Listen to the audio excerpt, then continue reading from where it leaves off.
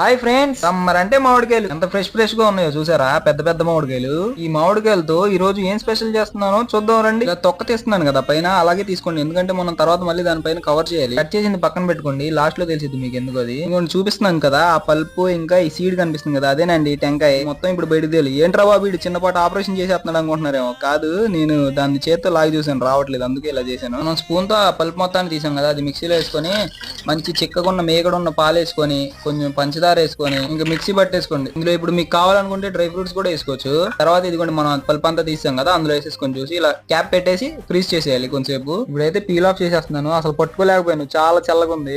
ఇప్పుడు మనకి ఇష్టం వచ్చిన షేప్ లో కట్ చేసేసుకోవచ్చు. నేనైతే సర్కిల్ షేప్ లో కట్ చేసేసుకున్నాను. ఆ కలర్ అది చూస్తుంటే నా వల్ల అసలు అవ్వట్లేదు, నేనైతే ఆగలేకపోతున్నాను. ఎలా ఉందో టేస్ట్ చూసి చెప్పేస్తాను. మీరు అప్పుడు దాకా మన వీడియో ఒక లైక్ చేసుకొని మన ఛానల్ సబ్స్క్రైబ్ చేసుకోండి ఫ్రెండ్స్. ఇష్టం లేకుండా క్రీమీగా నోట్లో వేసుకుంటే అలా వెళ్ళిపోతుందండి చల్లగా. అసలే సీజన్ అయిపోతుంది, ట్రై చేయండి మరి.